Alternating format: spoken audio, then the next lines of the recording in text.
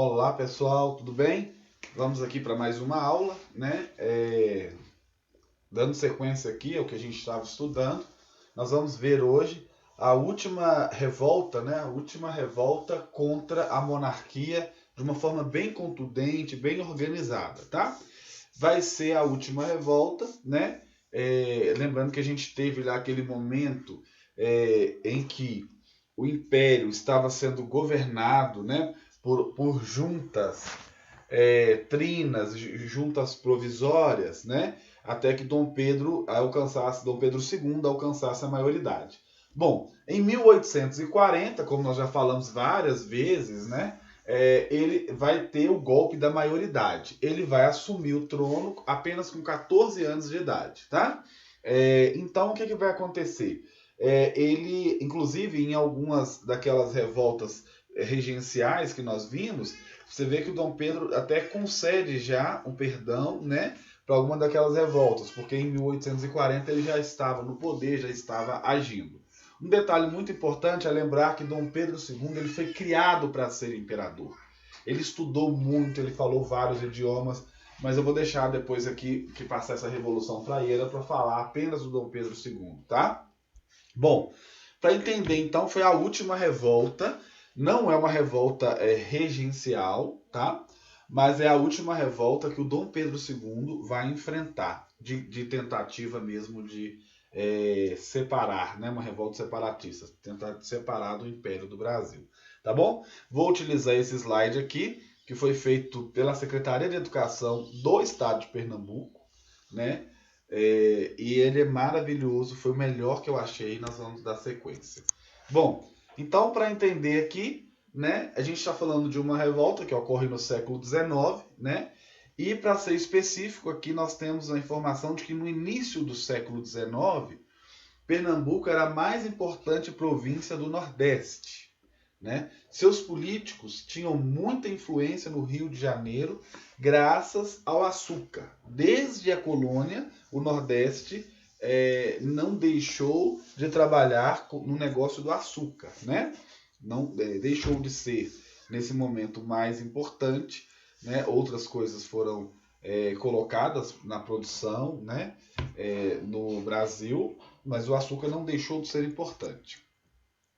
Vamos entender então a estrutura de Pernambuco, né, ali no ápice dessa Revolução Praieira, 1848. Qual que era a estrutura? Era governado já por Dom Pedro II, né, com 14 anos ele assume o governo, então já se passaram 8 anos aqui, né?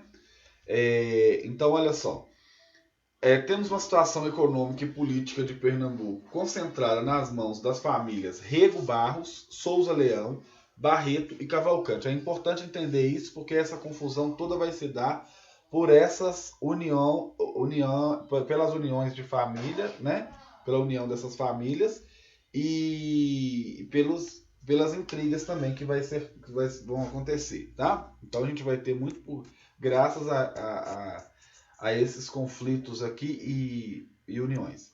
Bom, nós vamos ter os partidos políticos da época. Quais são eles? Lembra que eu até passei na última aula para vocês lerem, que é muito importante ler, não só ficar explicando aqui, né? Nós vamos ter aqui dentro dessa perspectiva, lá na província de Pernambuco, né, o Partido Conservador, que era dominado pela família Rego Barros, e o liberal, dominado pelos Cavalcante. Então você vai ver que tinha aqui muita parceria de algumas famílias, né? Mas nós vimos aqui uma polarização. Então nós temos os conservadores dominados pelos Rego Barros, que era a oposição dos liberais, né? Dominado pelos Cavalcante. Isso é muito importante. Bom, então Pernambuco ela tinha a seguinte situação no interior e na cidade, né? Na zona rural e na cidade. Primeiro, a terra produtiva estava nas mãos dos grandes latifundiários, né? Isso no interior. Nas cidades, os donos de quase todas as casas comerciais, né? Todos os negócios dentro da cidade, eram portugueses. E, obviamente, esses portugueses eles preferiam ter funcionários o quê? Portugueses, né? Aqui são pinturas do Rugendas, né? Um grande pintor, né? Retratando aqui esse Pernambuco do século XIX. Né? Veio aí com a família real, né? Tanto o Rugendas quanto o Debré, né? Grandes pintores, e retrataram aí vários lugares do Brasil. Bom, naquela época, a sociedade pernambucana ela era dominada pela família Cavalcante, que mandava e desmandava segundo seus interesses. Além disso, a questão da monopolização do comércio pelos portugueses começou a gerar a insatisfação das camadas populares em Pernambuco, porque na cidade você tinha muito desemprego, né? Essas duas famílias, Cavalcante e Rego Barros, faziam acordos políticos com muita facilidade. Aqui à direita nós temos uma pintura, uma imagem, né, do Barão de Boa Vista, é o Francisco Rego Barros. Então a gente tinha a união dessas famílias aqui, família Cavalcante e Rego Barros. Olha só. Assim, Francisco de Paula Cavalcante tornou-se presidente da província em 1837, mediante um acordo com os Rego Barros. E, em 1840, foi a vez de Francisco Rego Barros, barão de Boa Vista, assumir a presidência. Lembrando que não era estado e era província. Então, aqui é a união. Em 1842, alguns integrantes do Partido Liberal se rebelaram e fundaram o Partido Nacional de Pernambuco, conhecido também, gente, como Partido da Praia. Eles acusavam Rego Barros de distribuir os melhores cargos aos Cavalcante e seus aliados mais próximos. Né? O Partido da Praia ele se formou como um protesto pela exclusão dos benefícios do poder. Né? Então ali você vê que como tinha união muito forte dos Rego Barros e dos Cavalcante, surge de dentro do Partido Liberal um novo partido, né? Porque eles já estavam cansados de não ter nenhum benefício ali, né? Nessa perspectiva de poder político, tá? Bom, o Partido da Praia, então, ele começa a crescer a partir de 1844, quando conseguiu eleger uma boa bancada de deputados para a Assembleia Legislativa Provincial. Lembrando que não era Estado, no Império era província, né? Bom, no mesmo ano, ou seja, em 1844, foi ainda beneficiado com a ascensão de um ministério liberal e, particularmente, com a nomeação de Antônio Pinto Chorro da Gama. O Partido da Praia, Partido Nacional de Pernambuco, aqui a gente tem, aqui é importante ler, eu vou fazer a leitura rapidinho. O que eles preconizavam? Primeiro, combatiam a desigualdade social e suas ideias eram expressas através do Diário Novo, que ficava instalado na Rua da Praia, em Recife. O Diário Novo, um jornaleto. Né? 2. Acusava Rego Barros de distribuir os melhores cargos aos Cavalcantes e seus aliados mais próximos. 3. Denunciava que a Inglaterra fazia pressão para o fim do tráfico de escravos, mas para as famílias Cavalcante e Rego Barros, isso não significava problema, pois conseguiam escravos baratos mediante a prática do contrabando, que era cobertada pelas autoridades. Enquanto os demais membros da população eram obrigados a pagar o preço de mercado pelos escravos. Né? Então eles tinham essa condição aí de contrabandear. Bom, para entender o comportamento de todos esses políticos, é necessário a gente lembrar que lá na Constituição vigente, que é a primeira Constituição outorgada por Dom Pedro I, né?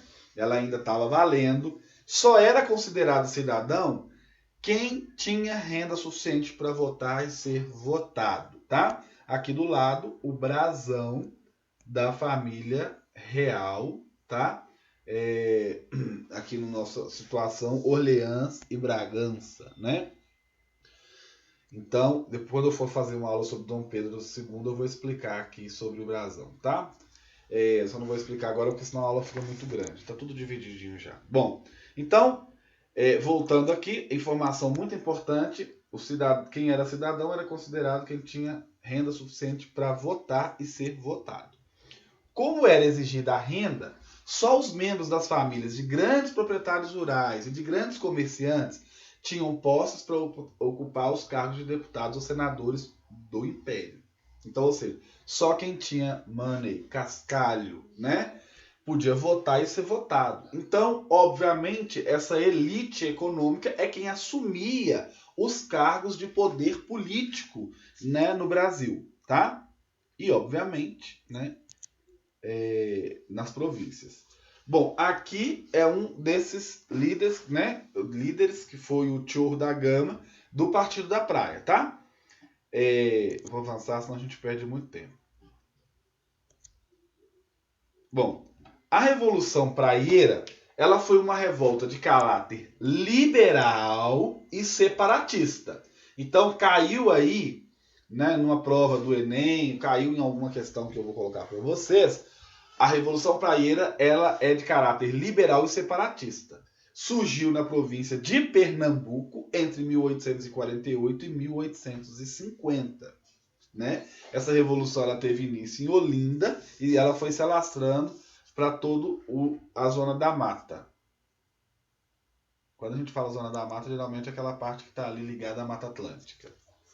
Bom, uma vez instalados no governo, os praieiros adotaram os mesmos métodos dos gabirus ou os chamados conservadores, tá? Lembrando que os praieiros são liberais, né? E os gabirus conservadores. Então, eles assumindo ali o poder, né, no governo, eles demitiram em massa os funcionários da administração e da polícia em toda a província, que eles haviam sido nomeados pelos conservadores, substituindo-os pelos seus correligionários. O resultado imediato dessa política imprudente foi desastroso. Os praieiros criaram um caos administrativo. É aquilo, né? Eles estavam reclamando por não ter poder, né, político. Quando eles chegam lá, eles começam a colocar todo mundo que era ligado a eles, né? Todos os seus correligionários. Então, obviamente, né, gente, a política é feita por homens, né? E homens são feitos de erros e acertos, muitos erros, mais erros do que acertos. Porém, né, é óbvio que isso aí aconteceria. Então, isso virou um caos administrativo, né? Os praieiros, eles utilizaram com habilidade o intenso sentimento anti-lusitano, já expliquei o que é isso para vocês, né? Não vou nem repetir, se alguém tiver dúvida, me chame aqui. Bom, porque senão não é possível, né? Que até agora, nessa altura, vocês não sabem o que é lusitano, né? E anti-lusitano. Bom, então eles utilizaram com essa habilidade, né, do intenso sentimento anti-lusitano ao aceitarem na Assembleia Provincial a petição que exigia a nacionalização do comércio a retalho e a expulsão dos portugueses solteiros. Então eles começam a agir, né? Nada disso, entretanto, amenizou o fracasso da administração praieira, que não conseguiu colocar as finanças em ordem. A tentativa de consolidar o próprio poder elegendo seus candidatos ao Senado também fracassou por causa da anulação do pleito, graças à interferência dos gabirus conservadores, tá, gente? Que possuíam grande influência no poder central do Rio de Janeiro. Por fim, a descoberta de muitas irregularidades, em junho de 1848, desmoralizou a administração praieira. O presidente da província, o Chorro da Gama, havia deixado o cargo no início de 1848, assumindo em seu lugar o seu vice, o Manuel de Souza Teixeira. O novo presidente, de inclinação mais moderada, né, começou a afastar os praieiros da administração, criando uma situação explosiva. Tá? Bom, vamos lá então. No conflito, nós temos aqui de um lado os praieiros, do outro lado os gabirus, conservadores, liberais, né? Para ser mais exato, liberais, conservadores. Está seguindo o mouse aí, né? Então vamos lá. O conflito armado entre os praieiros e os gabirus teve início um ano antes da ascensão de Manuel de Souza Teixeira, em 1847. Nesse ano, os praieiros venceram a eleição para o Senado, contrariando esse resultado. Levantou-se o poderoso senhor de engenhos e coronel da Guarda Nacional, José Pedroso Veloso da Silveira, né? Então surge aí, né, um outro inimigo, né? E a gente tem aqui as causas e as reivindicações dessa revolta. O Partido Conservador, né, aqui proíbe a indicação para o Senado do liberal pernambucano Antônio Pinto Chorro da Gama, que era o presidente da província. Lembrando que o Senado, nessa perspectiva aqui da Constituição que eu trabalhei com vocês, da Constituição vigente, que aí é de 1824, era um cargo que ele morreria com esse título, né? B. Reivindicavam também a falta de autonomia política das províncias e concentração de poder nas mãos da monarquia. E C. Os políticos liberais revoltosos ganharam o apoio de várias camadas da população, principalmente dos mais pobres que viviam oprimidos e sofriam com as péssimas condições sociais, uma vez que o emprego estava monopolizado ali, né? Então eles apoiavam os políticos liberais, tá bom? Bom, aqui temos um... Deixa eu passar. Alguns líderes dessa revolução praieira, porque quando a gente pensa em revolução, a gente sempre está pensando em um líder só, mas tiveram vários, né? Mas só para deixar registrado para vocês, temos o Joaquim Nunes Machado, o Pedro Ivo Veloso da Silveira, o Antônio Borges da Fonseca, o José Inácio de Abreu e Lima. Aqui ao lado, né, no canto esquerdo, uma imagem do José Inácio de Abreu e Lima.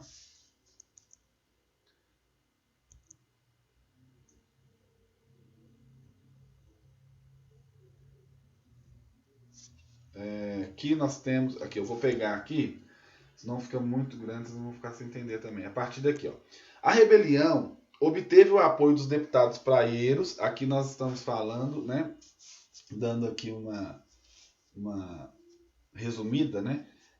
Os deputados praieiros, são vários, né? E no dia 22 de janeiro, os praieiros acampados em Água Preta decidem invadir Recife a fim de tomar o governo.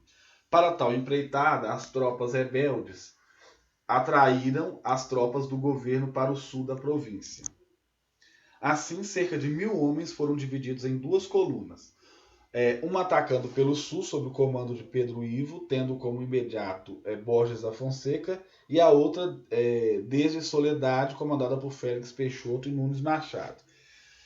Aqui um conflito já, né, armado. Porém, a falta de comunicação entre as duas colunas e o fato dos rebeldes vindos do interior desconhecerem a cidade levou-os a uma derrota.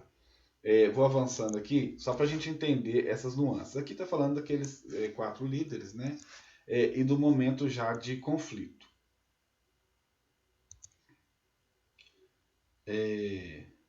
Tá, aqui mais para o final.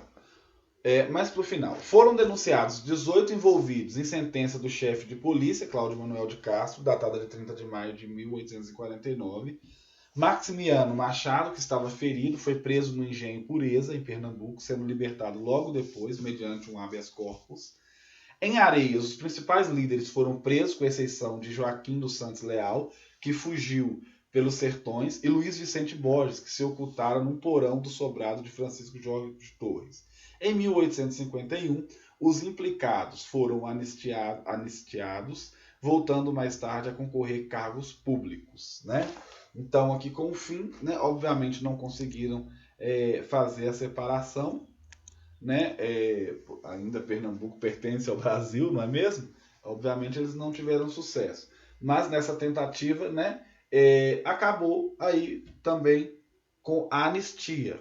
O Dom Pedro II tem muita característica de dar aí esse perdão, né? Anistiar esses revoltosos. E essa Revolução Praieira foi a última revolução do segundo reinado, né? Contundente, uma coisa mais elaborada, tá bom? Então, uma disputa interna, né, entre famílias que nasce de dentro do Partido Liberal, né?